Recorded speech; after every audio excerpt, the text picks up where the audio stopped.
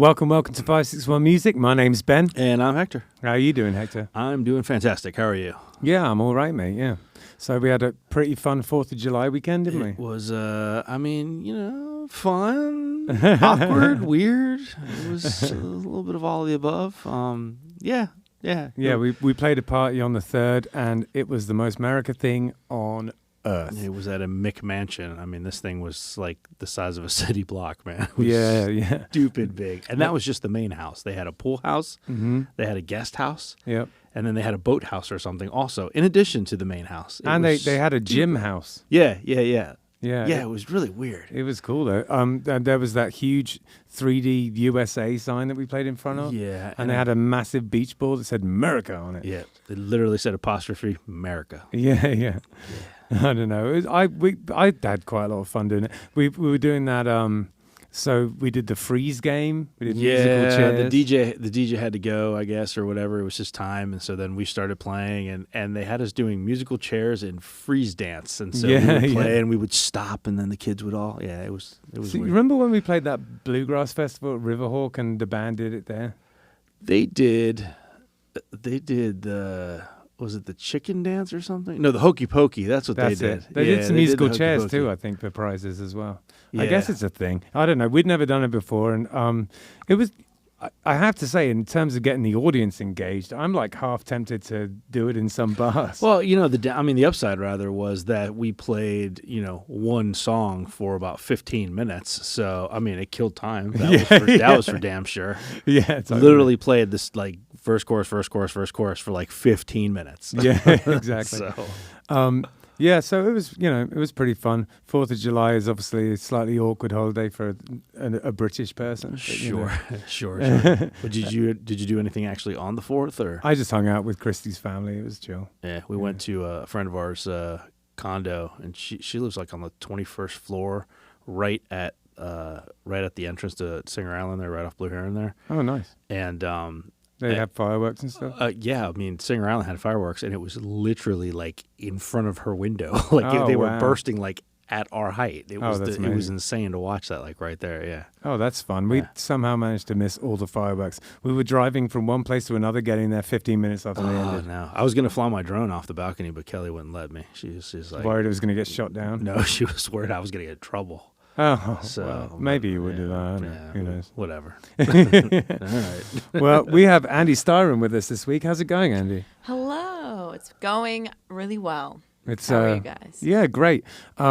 It's really nice to have you on. You were definitely someone who we've been trying to get on, and one of them you couldn't do, and you could do this one, which is perfect. Yeah. I'm excited. I've seen you guys, and a lot of my friends have been on, so yeah. Perfect. Sweet. And you said you said 5 minutes around the corner? Yeah, no, like 4. Oh, like wow. Straight shot, straight right on. I'm not going to say it. Should I say it? No, I mean, okay. I mean, who knows? I mean, I don't know if you're going to get any creepers, but probably not. Yeah, but I still won't. But yeah, 4 minutes that way towards PGA. Okay, so cool. Yeah, there's zero chance of me being late. Perfect. When I'm late to everything. No, that's not necessarily true. I just moved to Lake Park. Like literally the other side of 95 off North Lake there.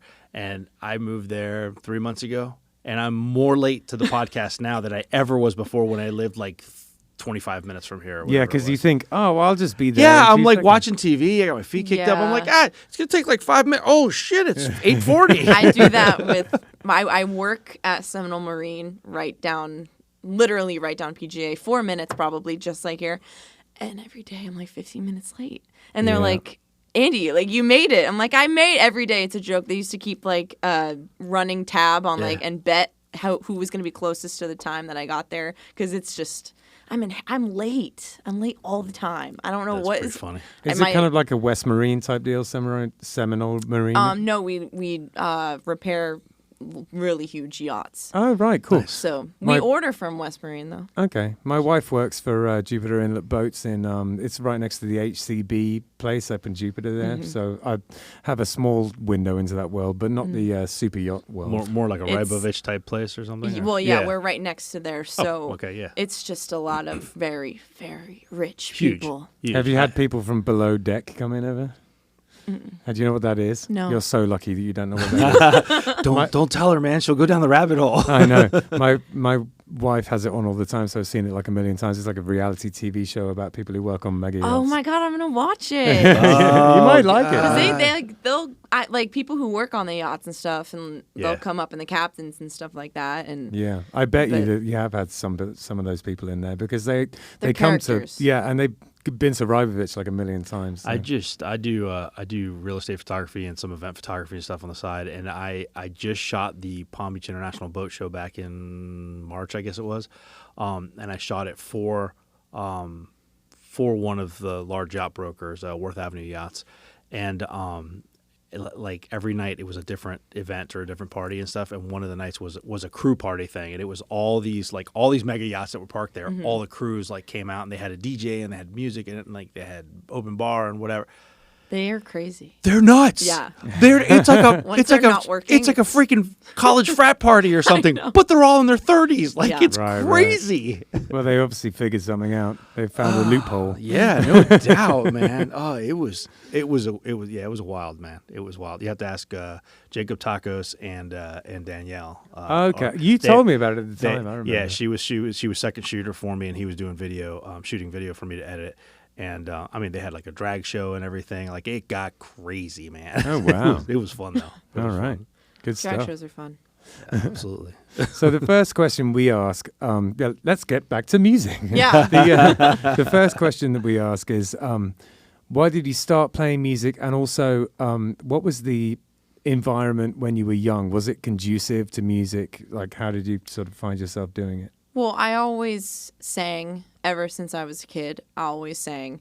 And my music was always really playing. My dad is huge into music. My mom, anytime we were in the car, I always had music on, like most parents. But my dad really honed in on showing me all types of music. And from like a young age, I was singing the Blues Brothers and all those like classics and Spirit in the Sky and all those good songs, and a lot of just songs that now I'm happy I know, because I just like have so much music knowledge now. That's great. And my stepdad also plays drums, so nice. And he was in a doo-wop group, and really? I know all of those songs because he put me in a quartet, and it was sequence and all Temptation moves, all that. It was wow. There's photos on Facebook. I think I was like 17 or 18, and we all did.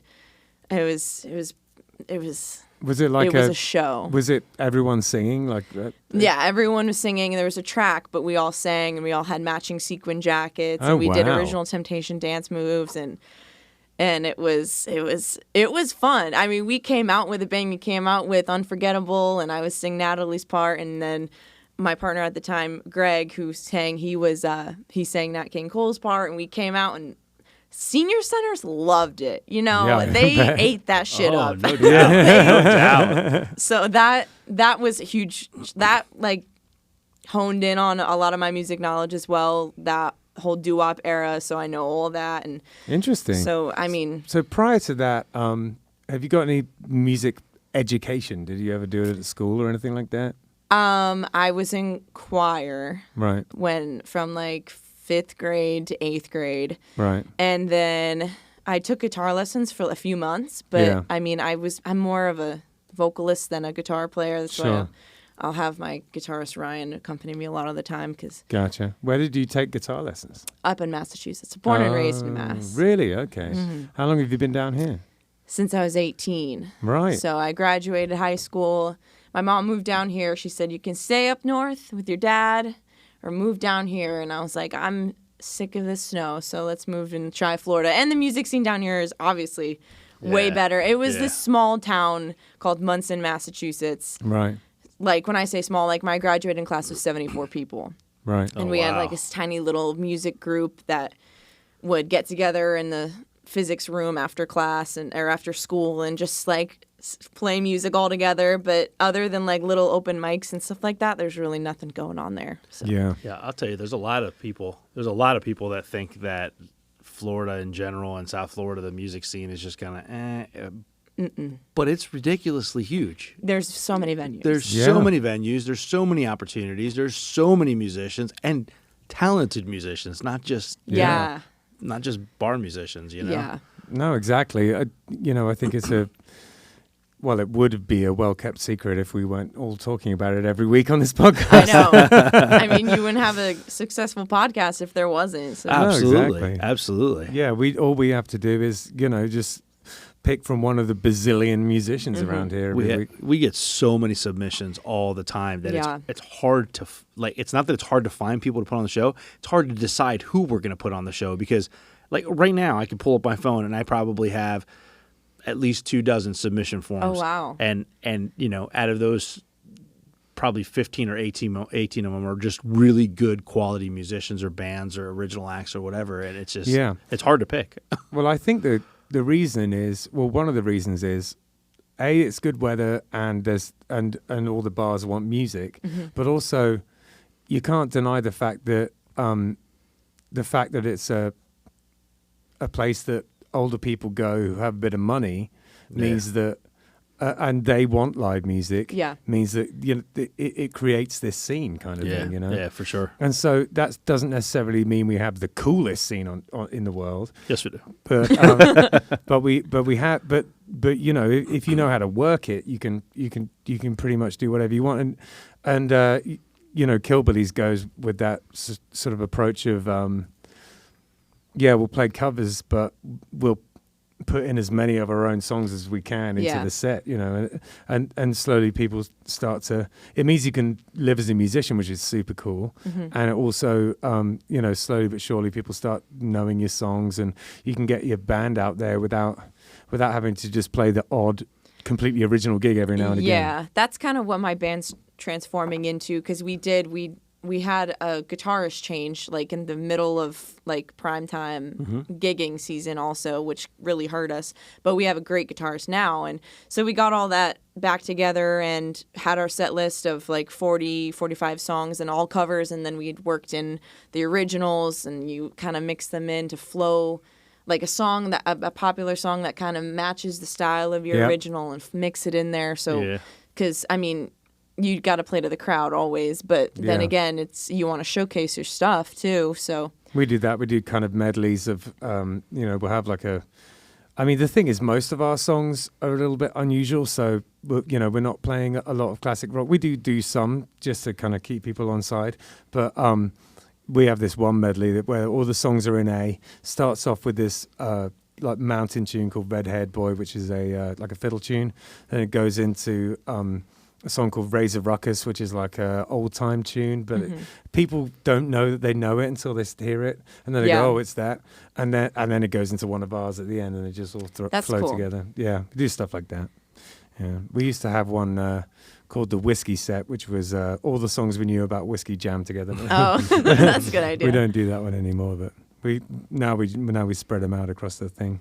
Any song about drinking in Florida is like people love it. It's gold. It validates their existence in that bar so much. Yeah, totally. I've recently started playing Kava bars solo a lot, and it's such a different vibe because I'm so honed in on playing to drunk people that it's like, how do you play to people who aren't drunk? I know. And I mean, like people, two things. They'll tip really well when they're drunk. Like this one time, I was done with my set, and this guy, he stumbled in. This was at the Brewhouse Gallery. Yeah. He came there really drunk, and I was packing up my guitar, and he's like, "Oh no, I missed the show." I'm like, "I'm sorry, they're closing down." He's like, "I'll tip you if you do one song." So I sang one song, and he just reaches in and gave me this wad of cash, and I felt kind of bad.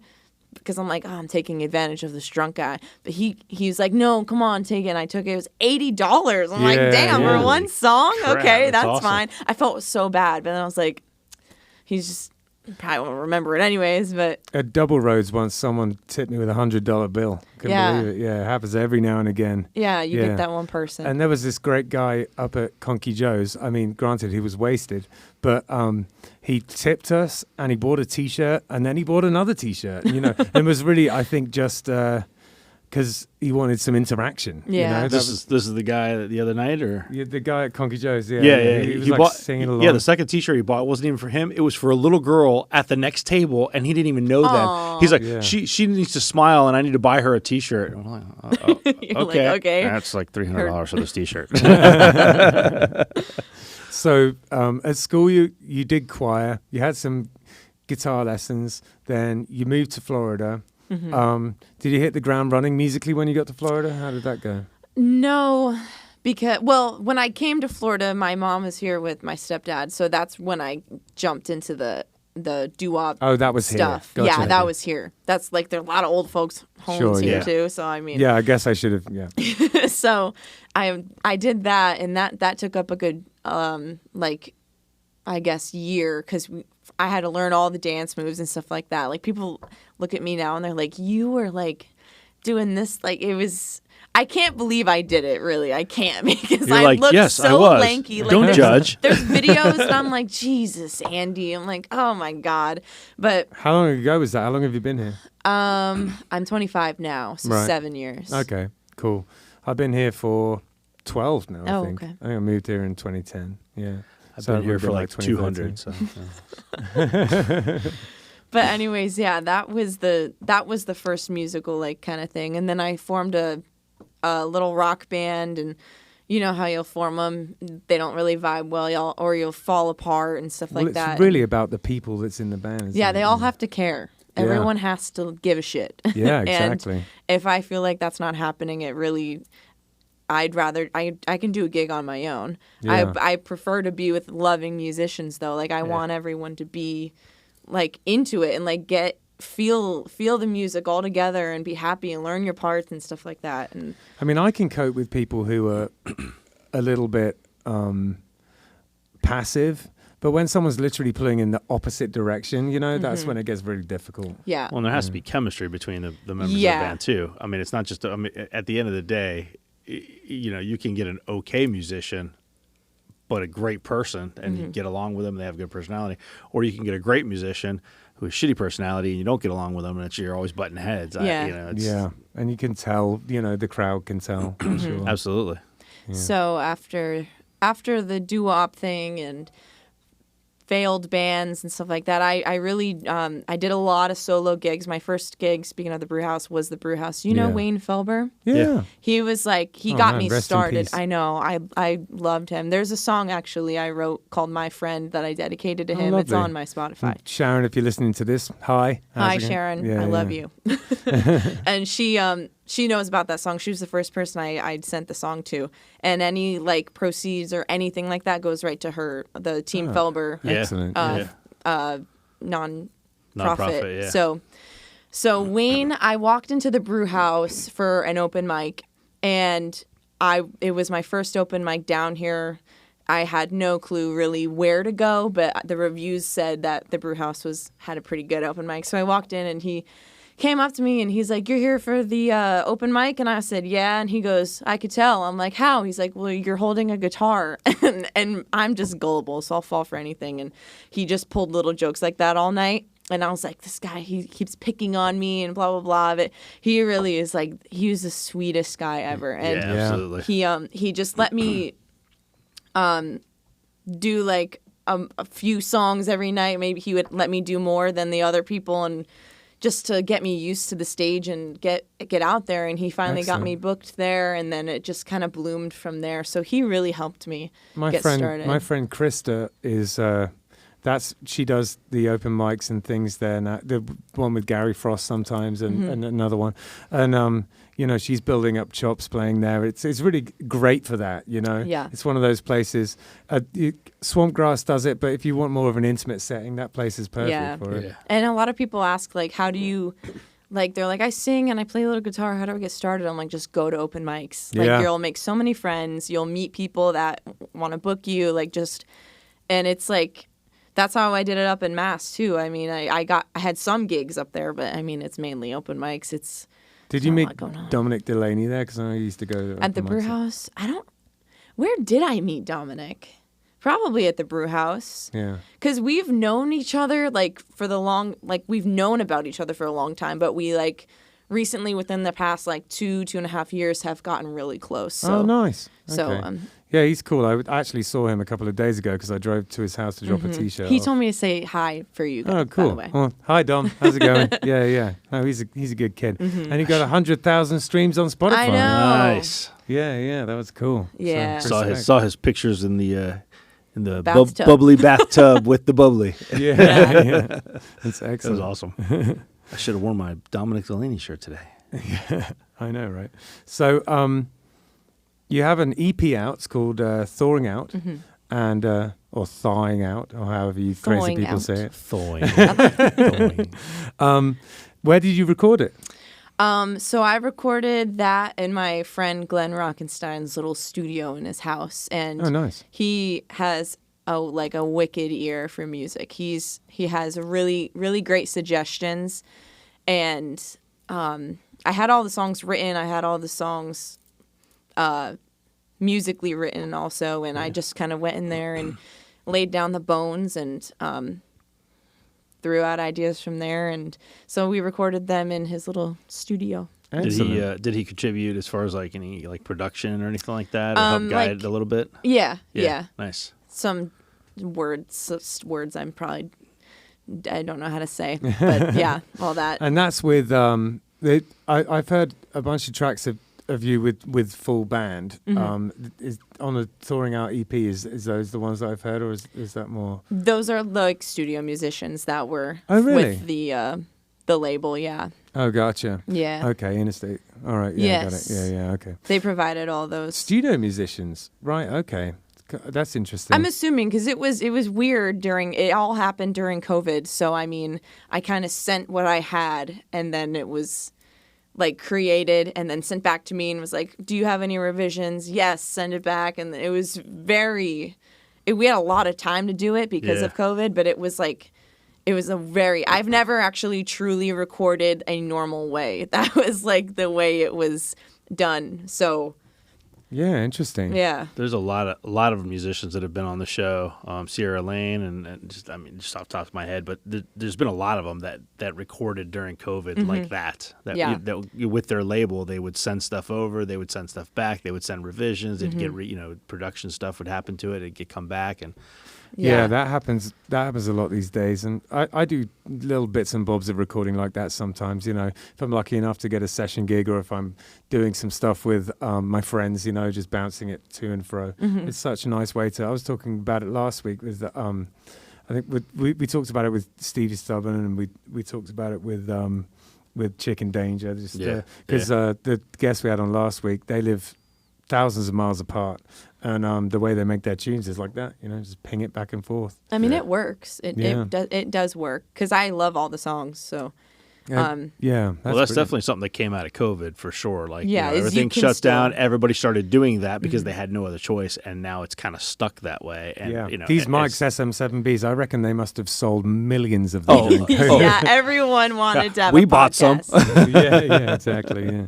So, your band's called Styron, right? Yeah. And so is that local people from around here? The bassist Jack, he's from Vero, so he's the furthest. My drummer Brian is in Stewart, and my guitarist Ryan is in Jupiter. So we're all kind of just lined up. Gotcha. So. Yeah, heading north like that. How often do you guys play? We play a few times a month. We actually have a show this Saturday at Manatee Bar and Grill in Fort Pierce. Yeah, nice. So it'll be nice and hot and humid. Do you do a lot of gigs on the Treasure Coast, kind of a bit further up? Because we do. Yeah, since our bassist is in Vero, it's like, I mean, I could get us in West Palm, but that is such a long drive for him. I mean, it's a long drive from here to Fort Pierce, but I mean, can you imagine Vero to... Oh yeah, we go to Vero sometimes. We play Kilted Mermaid, and I love that place. Right, I went to a drag show there. Oh yeah, sounds about right. It's such a rad place. It is an awesome place. Yeah, and we play Walking Tree Brewery sometimes too. Yeah, that's like this giant beer. We go to Melbourne sometimes though to go play Meg O'Malley's. Yeah, you know Meg O'Malley's in Melbourne. That might be a gig. If you're looking, I don't know if you're looking for gigs, but it's a pretty cool spot. We're always looking for places. I mean, the more north, like I don't mind traveling So, I mean, the more north, I'm sure, the happier the guys will be. So with you and your band, like, I know you were talking about how they were studio musicians for your album with the label and stuff. So is that because you didn't have musicians in place at the time, or is it just the label kind of signs you and not so much the band? Yeah, it's just me. Gotcha. So okay. They're we're the band, but I mean, I could have had them come in and record parts and just tell them this is how it is. I don't want to make any changes, but I was very new at that time. This was 2 years ago, and I just didn't really know I had that power. Yeah, so, gotcha.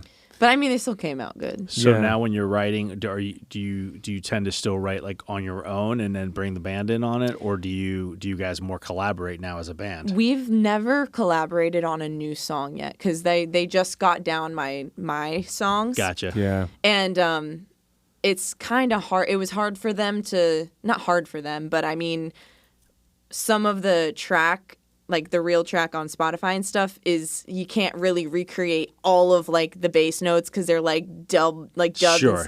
So, but they did the best with what they had, and they turned out great. So I mean, when I have more material, which I do, but when I'm like more confident in it, I'll bring it to them, and I think that'll really hone in on the next recording session I have with bringing them in and having them do their own parts and having it more of a cohesive project. Yeah. Gotcha. You cover quite a lot of ground stylistically. Is there any, who are your influences, would you say? Growing up, I have a lot of influences, but in music in general, but vocally, I look up to Brandi Carlile, Melissa Etheridge, Bonnie Raitt. Yeah. I really love like those harsh yet soft female singers. Yeah. But I mean, like, I've loved the Red Hot Chili Peppers. Like, they are my... And I love the D minor, the saddest of all keys. That's my favorite chord. Everyone's like, why do you have a D minor? I'm like, it just sounds like you just murdered someone. I love it. Have you ever seen Spinal Tap, the movie? No. Oh, man, you got to watch it. It's really good. There's a scene in it, right, where he's like, this one's in D minor. The saddest of all keys, like that. And I thought it was a Spinal Tap reference. Oh no! Yeah. Everyone asks me if it's Foursquare, and I'm like, there are 3 dots. First of all, well, I'm a music teacher, so I noticed it straight away. And I just got to a point where I'm like, yes, it's Foursquare. I just love Foursquare. I got it fucking tattooed on me. That's awesome. So yeah, do me a favor. Obviously, you don't have to if you don't want, but watch Spinal Tap, even if it's just for that scene, and then you'll have another layer of appreciation for your tattoo. It's the worst movie you'll ever love. Yeah. That's a pretty good way to describe it, actually. Yeah. It's one of those movies that's like improvised. They do a lot of improvising in it. They're kind of like, this is the idea, and then they just kind of go for it, kind of thing.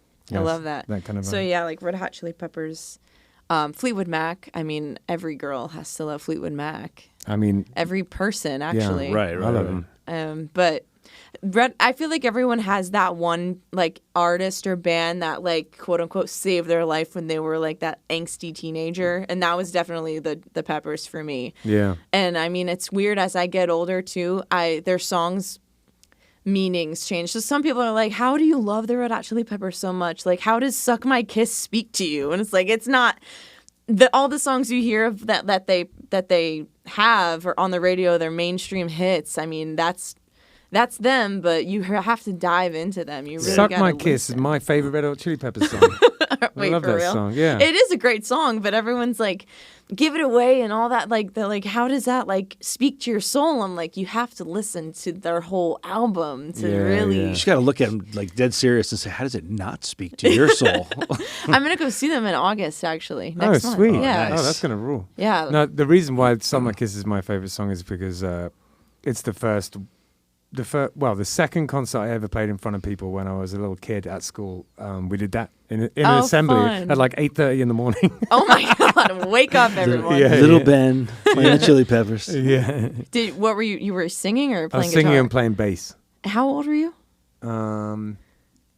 Must have been about 15. Oh, okay. I thought you were gonna say like 7 or 8. I'm like, you're up there singing, "Hit me, you can't hurt me." Right.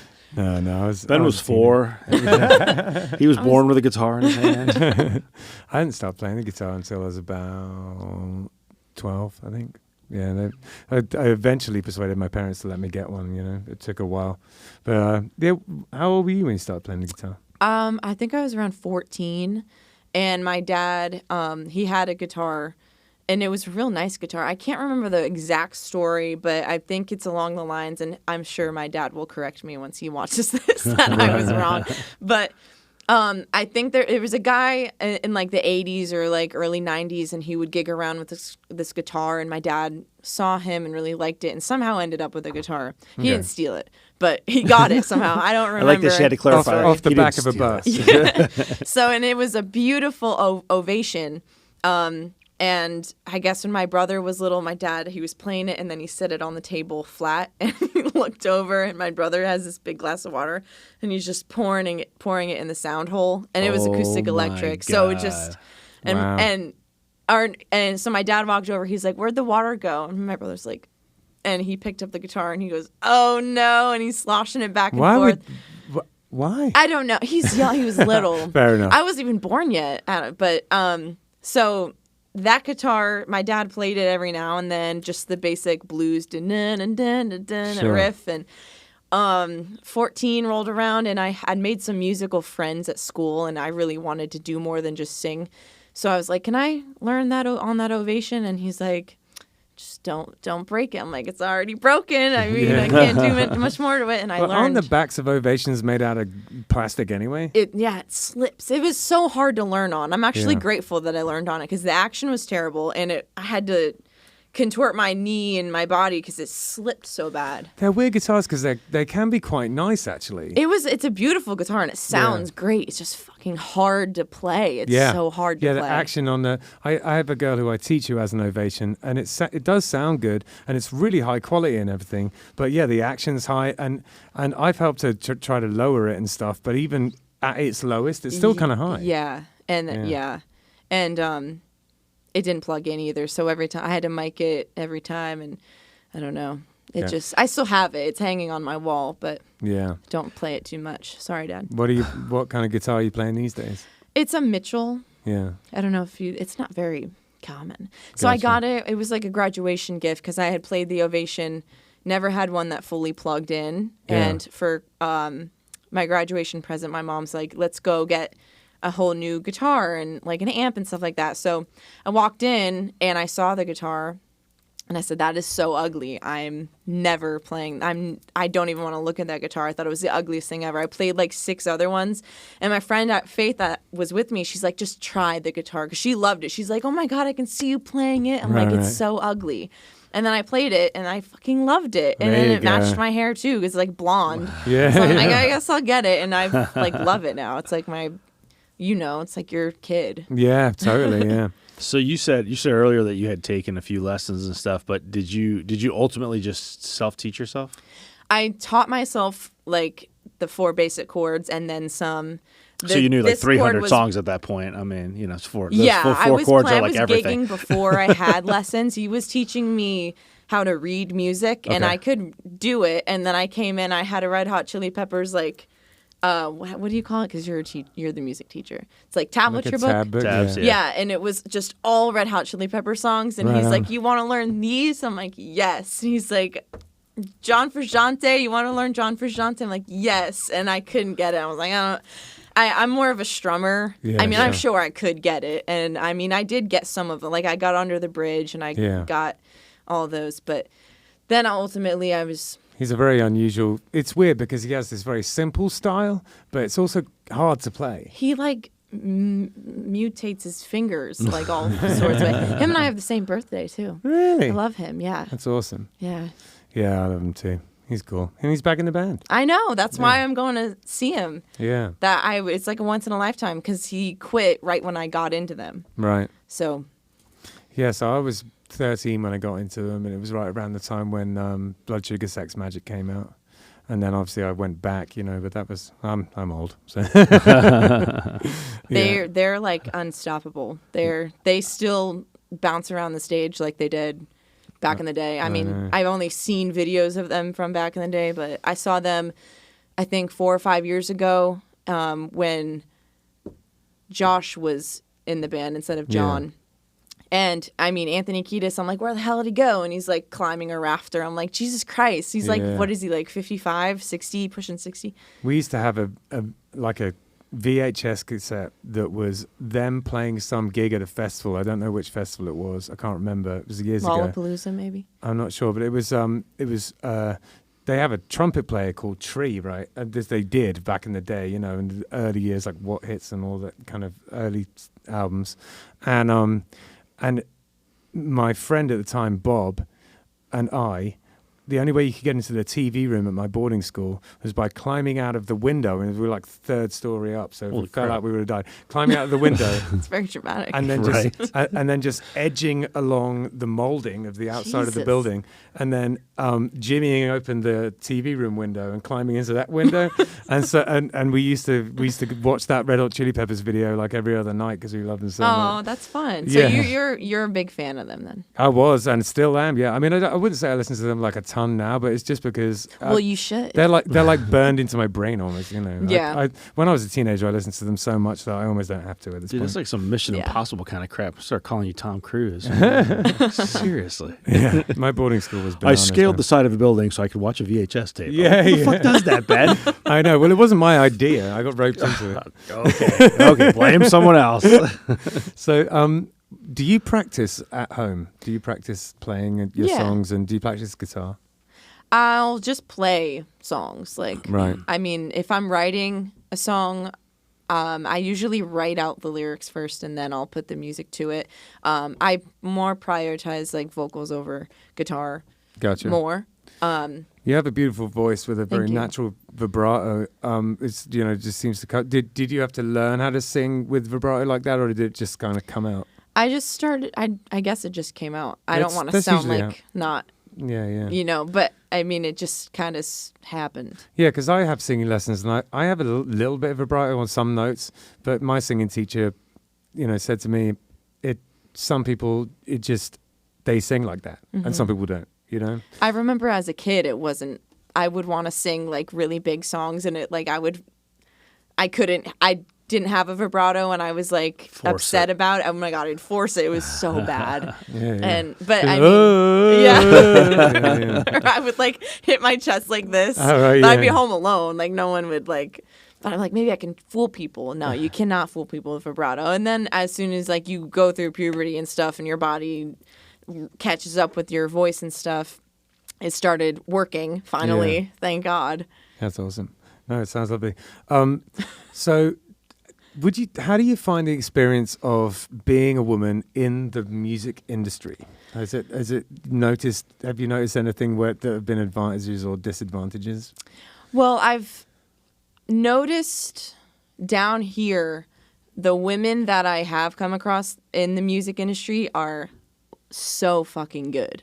There's a lot of, I feel like there's a lot more men in this down here. I can't speak for any other states really, but I mean, not that I'm saying music is male dominated, but I'd say the gigging world kind of is. There's a lot of full, I front my band, but I have 3 men in the band. Yeah. It would be a dream to have a full female band.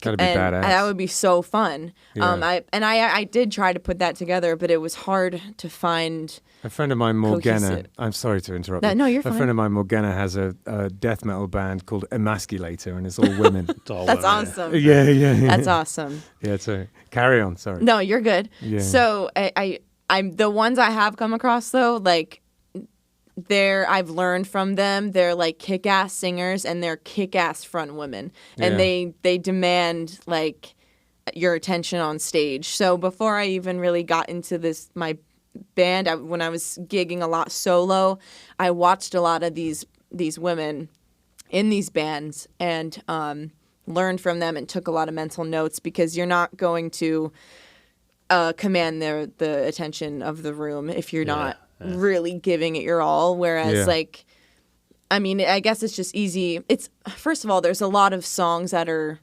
rock songs that are male dominant. You either have to change keys or stick to singing Pat Benatar, and not everyone can fucking sing Pat Benatar. Not everyone can sing. So I mean, it's already kind of hard picking songs as a female rocker, you know? Sure. So, but the ones that I have come across down here are insanely good. Sure. And but I only really see them. I don't see like new ones kind of popping up. So I hope to soon, though. I really do. Yeah, absolutely. How about, do you know Abby Owens? I've heard of her, yeah. Yeah, she's awesome. Yeah, she's amazing. I think her and I played a show at the Brew House a couple years ago, like maybe 3 or 4 years ago. Yeah. Yeah. Yeah, her acoustic guitar style is just, I can't even figure it out. I don't even, like, I've watched her. And she gets real into it, too. Yeah. I've like sat and watched her trying to figure out what she's doing, and I'm just like, no. It's like very, very, very percussive when she plays. Yeah, exactly. Yeah, it's almost like a full band playing. Yeah. It's so sick. So I hear you're getting engaged. I am engaged. You are engaged. Yes. I should say. That's a beautiful ring. Thank you. Yeah. So why don't you tell us a little bit about that? So her name is Kelly. Well, congratulations. That's my wife's name. Wow, we have great ideas on what our women should be named. That's right. But we didn't name them. But okay, never mind. But we picked them. Yeah. Anyways, so that's also what this tattoo is. It's a bowl of ramen. She's secretly marrying my wife, and I don't know about it. There you go. Yeah. Now is the time to say it. Oops. This is a tattoo. It's a bowl of ramen with our date on it. And I love it. So here's the story. We both play pool competitively, and we won a trip to Vegas to go compete together, like on our little team. And I had bought the ring. I already had planned like to do this, and I was like, Vegas, we'll be there. It's perfect. And we get there, and we have one night free. Like every other night, there's something going on, whether it's pool or. So I'm like, I have to do it tonight. So I'm like, let's go down to the Strip, and we don't have a car down there. So we tried to Uber to the Strip. I don't really know where the Strip is, so we just hop out, and then we are like in the ghetto of Vegas, and that is the last place I need to be. And she's making a joke. She's like, oh, I hope we don't get mugged. And I'm like, fuck, me either, because I have this expensive-ass ring in my, and I'm thinking this. I'm like, fuck, don't say that. So we get to what I think is a Strip, and I'm like, go walk out a little bit. I'll take your picture. And I was going to be like all corny and all that bullshit. And she's like, I don't want to take a picture. It's too windy. I'm like, okay, let's keep walking. Keep walking. I'm like, all right, here's a good place for a picture. Like, go, let me take your picture. I don't want to take a damn picture. I'm like, oh my fucking God.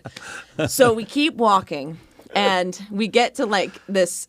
I'm like certain. I'm like, no, this has to be the Strip, babe. Like, this is it. Like, we have to do something. She's like, it's fucking windy. I don't want to do this. I'm like, let's go eat something then. She's like, I'm not hungry. I'm like, oh my God. I'm like, and I look over. I'm like, let's just go into this ramen noodle place. It was hot as balls in there, first of all. So we're sweating, eating ramen.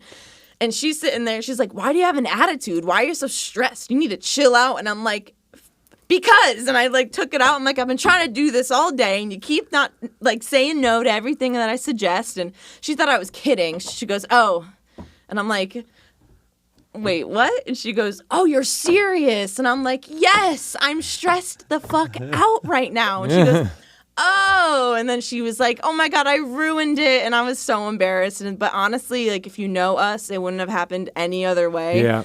So sounds like a day with the wife and I for sure. Yeah. Yeah, I can relate. So we got back here, and then to be fair, she got me that.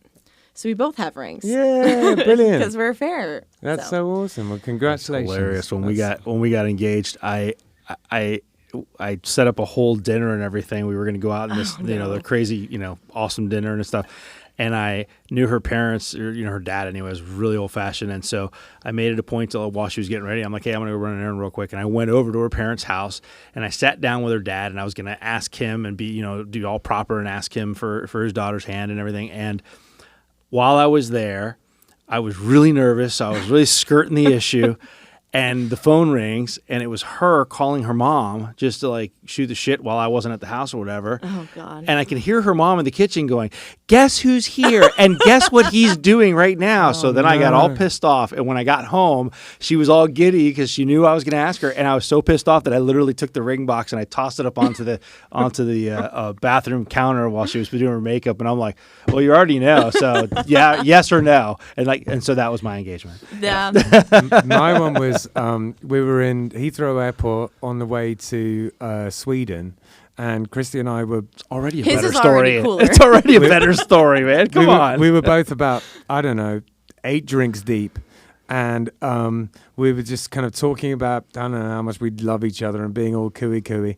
And then I just said, I think we both kind of said at the same time, should we get married? And then we both just kind of went, yeah, okay. And then and then we went, and then we all both cried and then we hugged. And then the next day, I don't think I got her a ring actually until I came to Florida with her a couple of like a month later or something like that, and we went to one of the alligator places out in out in in the Everglades, and I was like a punk rocker at the time, completely broke. I stole her a ring from the alligator place. See, this is an awesome story, man. I gave her that. Thank God I didn't go last.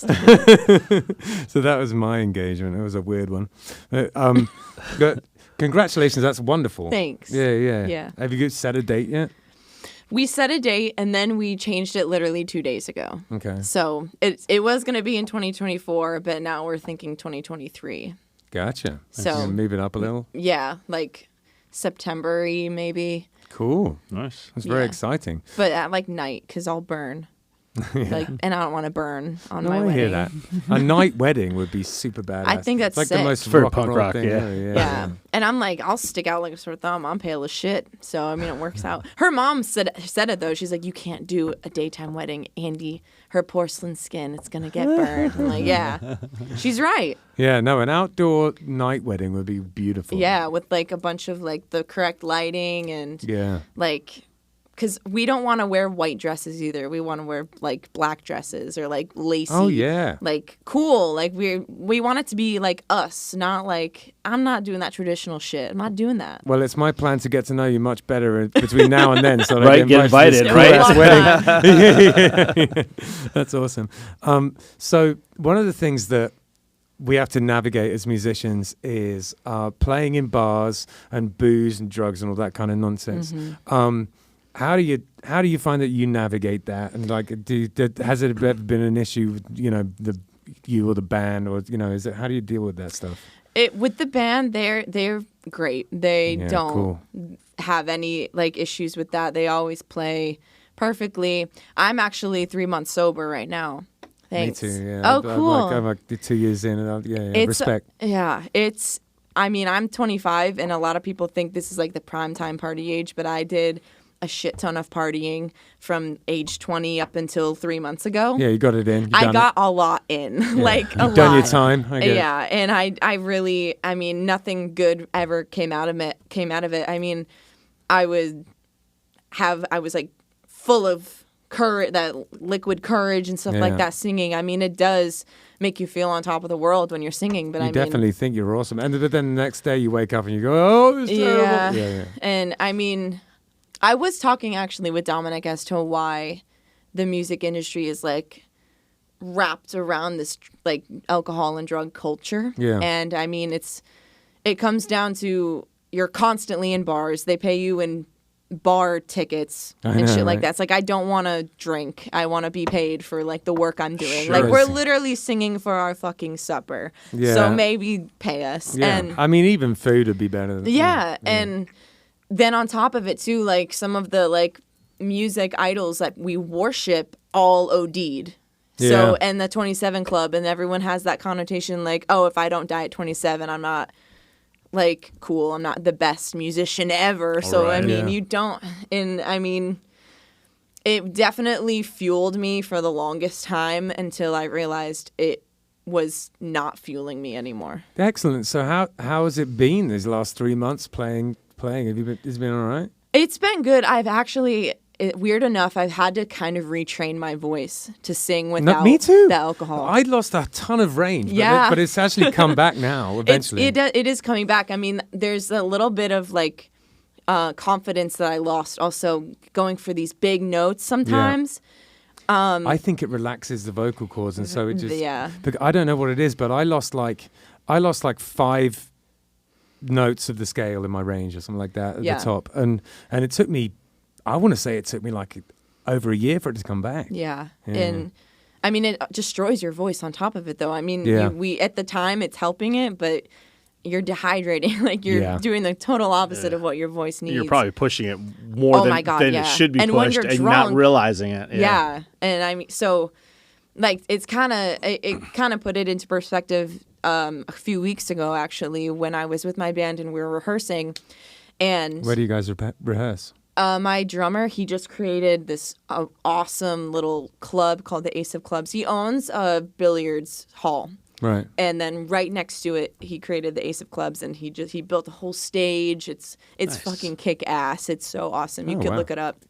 So we rehearsed there, and we had to cut some songs out and replace them with easier songs. And I was like apologizing.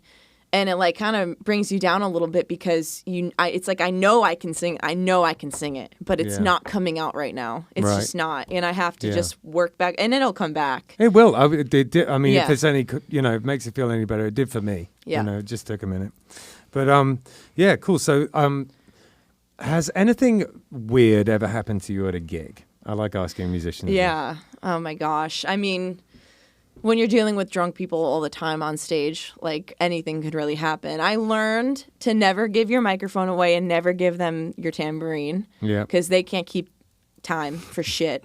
Right. And they also think they can sing. And I've had a woman walk off with my microphone before. Yeah. And I'm like, oh no, I had to go retrieve it, and it's feedback everywhere. But I mean, mainly a lot of men will come up, even at solo gigs where I have no one to like kind of tell them to like go away. I'm in the middle of a song, like this one time, in the middle of a song, and he comes up and just starts talking as if I'm able to respond. I'm in the middle of holding out notes, and like I'm staring at him like, hey dude, I'm singing, like I can't talk back, and he's asking a question and waiting for a response, asking it louder, waiting for a response, trying to see what I'm doing after the show and stuff like that. It's like, dude, come on. First of all, you're not my type. And second of all, like, I just don't get it sometimes. Yeah, no, I hear you.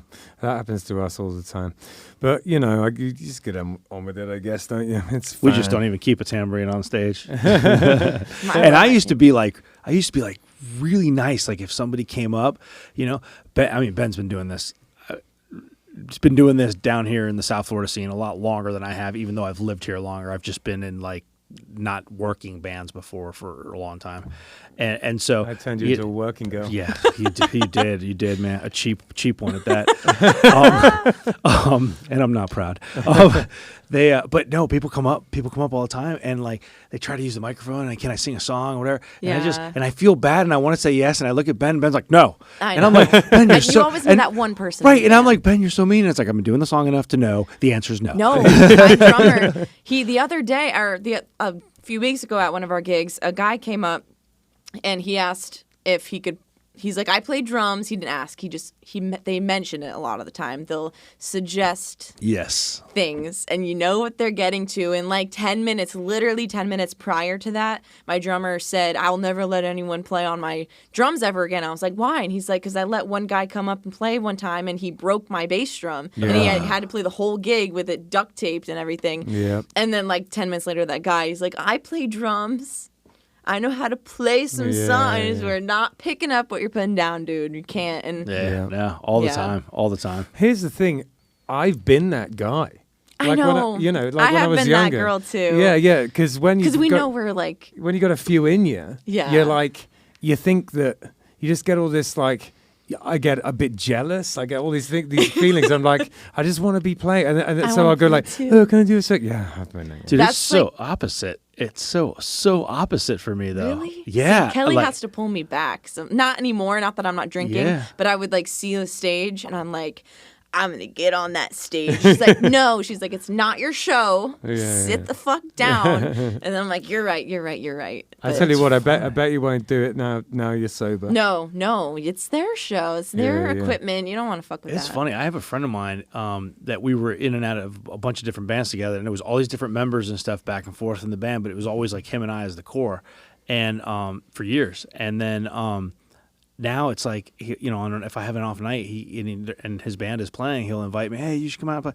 And like clockwork, like I'll sit there, like, I'll be hanging out with his wife and some other friends or whatever, and they're like, oh, you should get up on stage and play a song for old time's sake. And I'm like, no, I'm good. And like, but no, like, and they'll even talk to like the bass player and stuff and be like, oh, he said you can.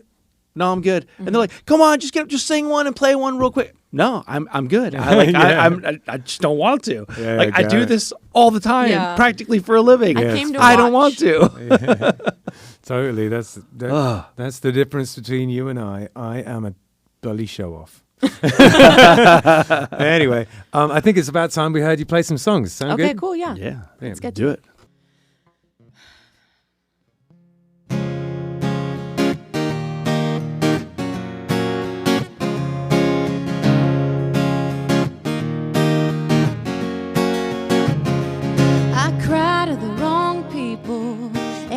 Too many favors. I'm not sure if I mean it when I say I like my neighbors. If I feel some type of way, I blame it on the weather. I could leave on time before your peace of mind. I won't be sooner, I'll be later.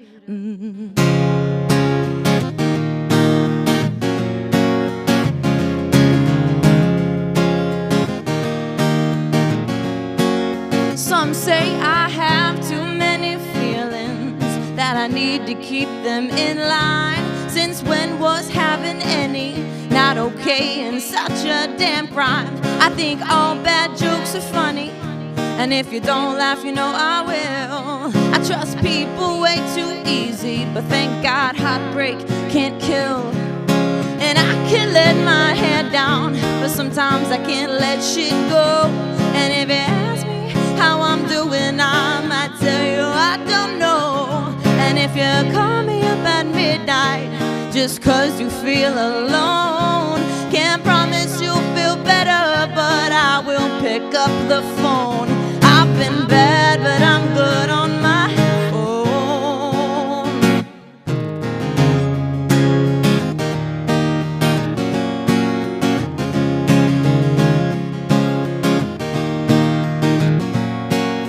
Now listen, I guess I like sad people.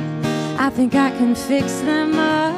I need to make the same mistake 3 times before I realize it's enough. I'm shy until you know me, but if you know me, I'm too much. And if you give me choices, my mind will never be made up. No, I can let my head down, but sometimes I can't let shit go. If you ask me how I'm doing, I might tell you I don't know. And if you call me up at midnight just 'cause you feel alone, can't promise you'll feel better, but I will pick up the phone. I've been bad, but I'm good on my own. And I'm just glad that you left me alone. And I'm the only one who can make it okay.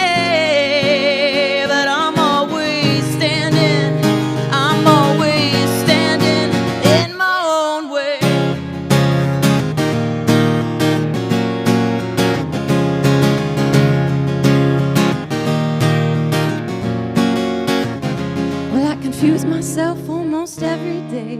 Love too hard and trip up what I say. Overthink too much and forget anyways. Feels like I'm always. I can let my head down, but sometimes I can't let shit go. And if you ask me how I'm doing, chances I don't really know. And if you call me up at midnight because you feel alone, I can't promise you'll feel better, but I will pick up the phone.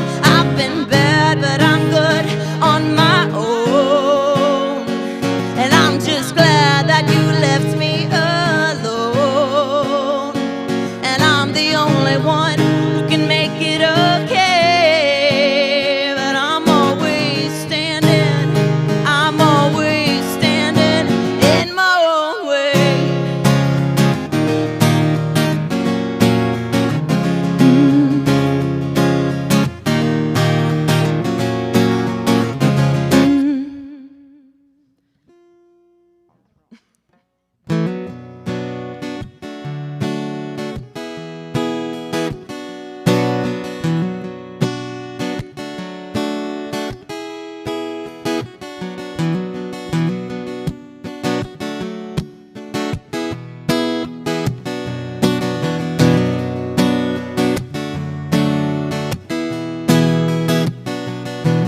Listen to your intuition when it's telling you not to go back down the road that you've been trying to lose.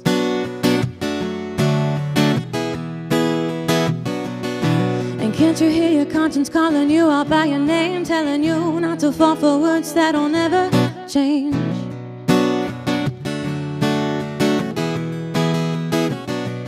But if you can't trust your brain, and if you can't trust your heart, is it ever really ending, or are you back at the start? I can carry what I have to, but that don't mean that shit ain't get heavy. And if you really wanna ask who gave it to me, well, she's staring right back at me. From the burden to the regret I've accumulated, I'm holding myself down. Someone teach me how to let go. Someone teach me how to let it go.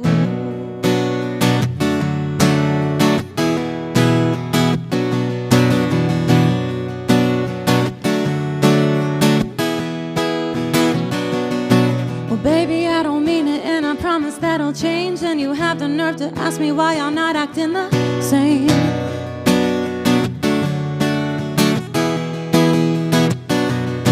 Well, I don't know what's worse, feeling hurt or being used. Fuck the feeling and the motive to believe you, I refuse.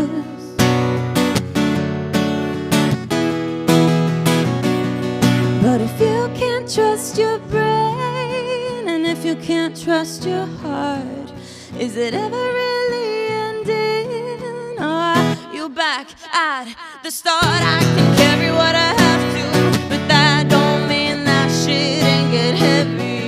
And if you really wanna ask who gave it to me, well, she's staring right back at me. From the burden to the regret I've accumulated, I'm holding myself down. Someone teach me how to let go.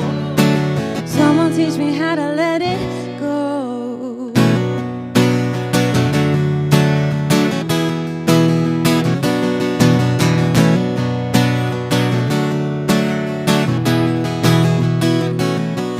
Denied myself all for you.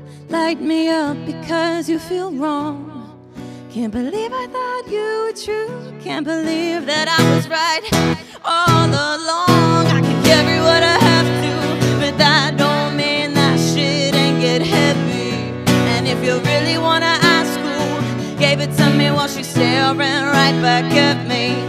From the burden to the regret I've accumulated, I'm holding myself down. Oh, someone teach me how to let it go. Someone teach me how to let it go.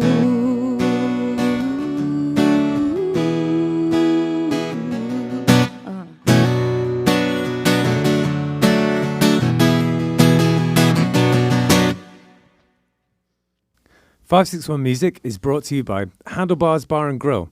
It's a biker bar in Tequesta. If you head north on US 1, out of Jupiter towards Stewart, before you get there, literally 2 minutes out of Jupiter on your right, you come to a little town called Tequesta, and there is a yellow bar on the side of the road, and you'll see the Handlebars sign. It used to be called Judy's. It's a biker bar. It's been there forever. And my father-in-law, Peter, he bought the place and has done wonderful things with it. He's cleaned it up. There's great beers on tap. There's great food, and it's a lot of fun.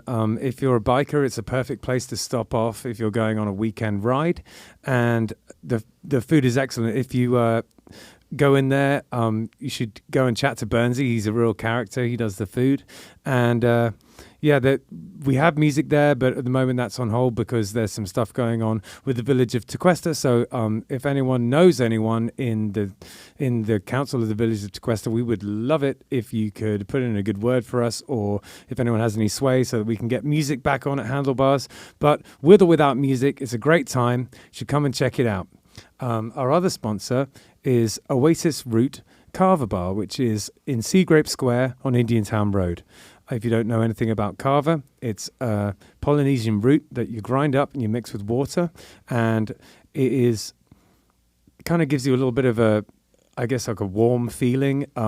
It's not like narcotic. It doesn't get you messed up or anything like that. It's just a nice way to socialize, and the atmosphere inside a Kava bar is somewhere between a regular bar and a coffee house. It's a pretty chill place to go and hang out. Oasis Root, their product is very high quality. It's excellent. And Jim, who owns the place, is a big supporter of the podcast. So thank you very much, Jim. And our third sponsor is LMC. Why don't you tell them a little bit about that? Yeah, LMC, Live Music Community. It's the studio we're in right now. It's primarily a school for kids, for a music school for kids. It's also a recording studio. Obviously, it's a podcast studio. You can do videos. They have green screen in here. It's a full music production facility, and it's pretty fantastic. You actually teach here as well, Ben. I certainly do. Yeah. And this Sunday, LMC is doing a Give and Let Give event. Ben and I will be here helping host, and this is the third such event they've done. This is the brainchild of Justin Hucker, the owner of LMC. Basically, if you are an adult musician and you have any gear lying around that you don't need, you don't use, it's collecting dust, you just have no need for it, bring it in, donate it. That's your admission. That's your ticket to get in, is just donate the gear. If you see something you like and you want to swap a piece of gear that you have for something we have in the donation pile, by all means. But the spirit of the event is basically you come in, you give your gear, you donate your gear, and we then allow kids to come in and select items of gear that they maybe don't have, or they need to fill in the gaps, to piece together their system or their musical gear and stuff, fill in the gaps, and it just gets music gear into the hands of kids. And so it's an absolutely amazingly awesome event. It's this Sunday from 2 to 4 p.m. If you have music gear, bring it in. If you have kids that would like music gear, have them come in. Absolutely free, and there's tons of stuff here. I can't even begin to tell you how much stuff there is. If you're not listening, if you're actually watching the podcast, you can see all those photos there. That's all stuff, past and present, that's been given and that we have currently. I mean, we've given away full PAs, we've given away half stacks, we've given away amps, guitars. Look at Ron DeSerum there, the legend. Ron and Nancy. Yeah, there's a picture of some of the kids getting the gear. There's a picture of me standing next to a PA that somebody donated. Full drum sets. Right now, there's some pretty amazing bass cabinets that one of our listeners gave to us. There's just a lot of really, really good stuff here. Yeah, absolutely. Yeah. It's a completely, there's no ulterior motive to this thing. It's just to get musical instruments and gear into the hands of people who need it and are going to use it. You know, if it's lying around and collecting dust, you know, give it to us, and we know exactly who to give it to. You know, so, Sure. So that's this Sunday, 2 to 4, July 10th, and it's here at Live Music Community, which is at 9091 North Military Trail, number 8. We are here in Palm Beach Gardens, corner of Military Trail and North Lake. Yeah, that's it. Yep. Yeah, good stuff. Yeah.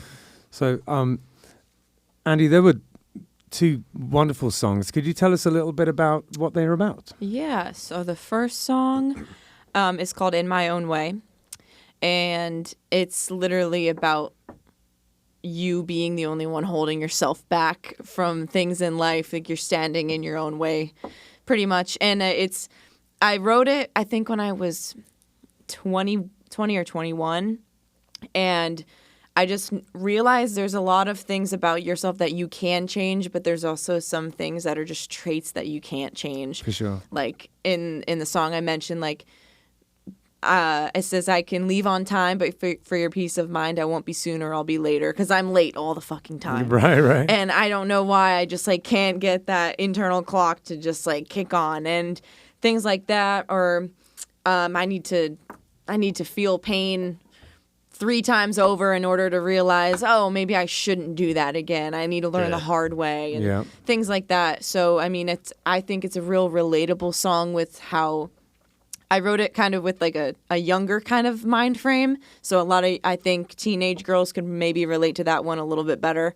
I do feel like my music has kind of grown since then, but it really hones in on just go for what you believe that you can go for, but realize like some parts of you are just there all the time, and you just got to learn to work with them. Know thyself. Yeah, like you're gonna don't get in the way of yourself, but know, if I really really love to like fix people and be around like sad people.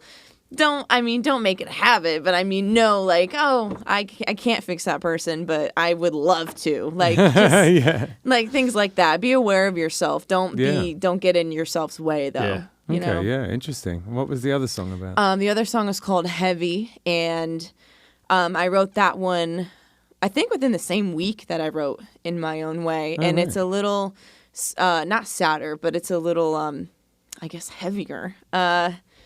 And it's about like listening to your intuition. Right. Don't believe everything that people tell you. Yeah. Really, like you have to really. At the end of the day, you only have yourself. You're born alone. You die alone. I know that sounds very dark, but your intuition and your brain and your heart are all giving you these signals and telling you things, and you need to trust yourself at some point in time. Yeah, sure. And really, you can go through the heartache and stuff, and that's what it's based on. I went through a really terrible heartache, and it was something that I didn't listen to my gut instinct on, and I knew something bad was going to happen, and it did. And then you're kind of stuck with just yourself, and you get mad at yourself because you didn't listen to yourself. You can't beat yourself up about that, but that's why in the chorus it's I can carry what I have to, but it doesn't mean that shit ain't get heavy, because it does, and you don't have to carry the weight of the world all the fucking time. And if you just look at yourself in the mirror, like that is, you got you. As long as you got you, you're good, but don't feel like you have to bear all of the burdens, like just because you made a mistake. Yeah.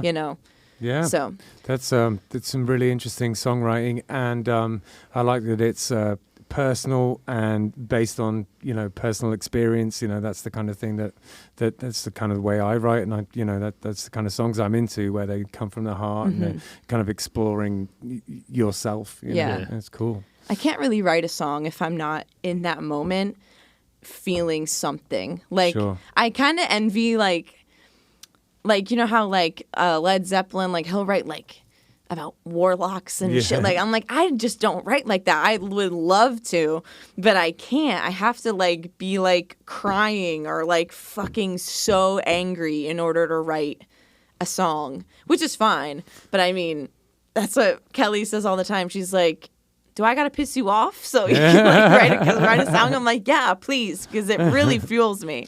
I'm just the opposite. I don't ever, and we've had this conversation before, I don't ever write about anything that's happened to me or anything I'm experiencing. Like literally every song I write is about like breakups and jilted love, and I've been married 25 years, so I don't even know where the fuck it comes from. She's like, "Are we good?" Right, exactly. Yeah. Right, exactly. I'm like, "We are." I have the tattoo. That's so funny. So what have you got coming up? So coming up, I'm just trying to gig a lot as much as I can with my band and solo. I'm in the midst of writing a lot. I have a lot of songs written right now, none that I've recorded in studio or anything like that, but I do plan to do that. And a lot of these songs I've written sober. Yeah. During the midst of like the drinking and everything like that, because I wrote these 5 songs on the EP and then really got into the partying aspect of music. Didn't do a lot of writing, and the ones that I did were bad. Right, so they're just real depressing, and I'm like, I don't want to be that singer-songwriter. So it's crazy how when you really have to sit with your pure emotions, the shit that comes out. So I have a lot of songs written right now. It's about really finalizing them, and then I'll do what we talked about before, get my band going on them and get their take on it. And excellent. See what got any gigs coming up? Yeah, this Saturday, my band will be at Manatee Bar and Grill in Fort Pierce from 7 to 11. Next month, I'll be at Average Joe's. Cool. I think the 12th. Average Joe's was the first place one of the first regular gigs Killbillies had as a duo right at the beginning of the band. Yeah. And they have a good little stage there. Oh yeah, it's good. Yeah. And they've done great things inside there. Actually, it doesn't even look anything like it used to. Yeah. My EP release party was there this past January. Nice. It was fun. Yeah, man. I love those guys. Raven and Bill. And and Jenna. Yeah. I love Jenna. Love them all. So, what we got coming up? So on Saturday, nothing Friday. Yeah, nothing Friday. On Saturday from 3 to 6, James and I are playing at the Square Grouper as a duo. Yeah. Yeah, and then Propaganda on Saturday night, which is July 9th. It's the No Name Ska Band's last gig in who knows how long. So if you are a ska punk fan and you want to come and help us celebrate it's not our last gig ever. We're going to play special events here and there. But Matt is moving to Las Vegas and Justin is moving away soon too. So the band is, in terms of proximity, splitting up. So, if you want to come and celebrate our last gig in a really long time, come out to Propaganda on Saturday night from 8. I'm not going. So I posted... I posted that I'm going to be going to that show on Saturday because you guys are playing. It's one of your last shows or one of your last shows for the foreseeable future, anyways. Sure, yeah. But also Spread the Dub and the Shaker playing, man. Yeah, they're both excellent. Yeah, two of my favorite local bands. Absolutely. But I said something about being free on Friday night and not knowing where to go and just who's playing where and let me know because it's a rare night free on the weekend for me. And Ricky Balouf, Ricky Bobby, Ricky B, immediately commented that the Shakers Planet Respectables on Friday night. So I just have to put that in there, the Shakers Planet Respectables Friday night, because he said I should go, and I told him that I said settle down. I'm already going to see you on Saturday. They've been busy, man. And then he's like, no, you still have to come see me on Friday. And then someone else, I think it was Kenny or somebody, said, oh yeah, well I'm going to go see them. And then Ricky was like, see, he's coming to see me, on both nights. No, they're popping off. They're all around town all the time. They played last weekend. I still probably won't go see them on Friday, but if anybody's listening to us, go see Ricky on Friday because he needs the love apparently. They are a fantastic band. They are fantastic. It pisses me off how well they are. So and then on Sunday, of course, we will be here doing the Give and Let Give event. Give and Let Give, yeah. So and then you got did you have a solo on Sunday or no? Not this Sunday. Not this Sunday. Okay. Yeah, it's next Sunday. Next Sunday. Okay. And then as usual, on our 561music.com, you can like and subscribe to the podcast feed. Yep. You can donate. You can become a friend of the podcast, donate one time, set up a recurring donation. You can also become a sponsor of the podcast on there. Yeah. Just click on the donate button. The podcast costs money. We do this, and we don't do this to profit. We do this. Just about every penny of this podcast goes right back into it. We have a social media person. We have to pay for the studio time here at Live Music Community. Yep. I have to buy my solid gold hat. Right. Exactly. there's advertising goes into it and stuff. So there's costs involved with it, and just about every cent of everything that comes in goes right back into it just to make it that much better because we do it because we love what we're doing and we love getting the word out of local musicians. Yeah, we love local music and we love being able to give local musicians something else to do other than play shows and help them and give them a little bit of a platform, and just get them more visibility. That's why we do it. That's the only reason we do it. So help us do that. Yeah, and if you're watching this on YouTube, like and subscribe.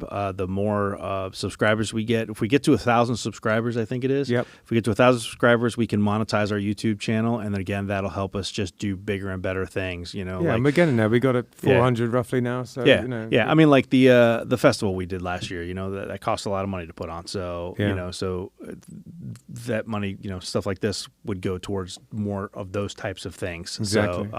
So like and subscribe. I believe in the bottom left-hand corner underneath Ben, there's a little subscribe now button, and somewhere above Ben's head up there somewhere, there's another subscribe button.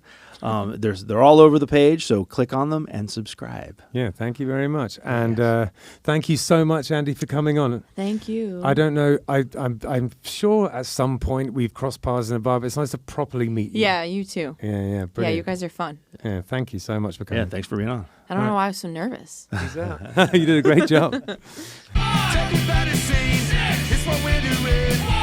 Check it.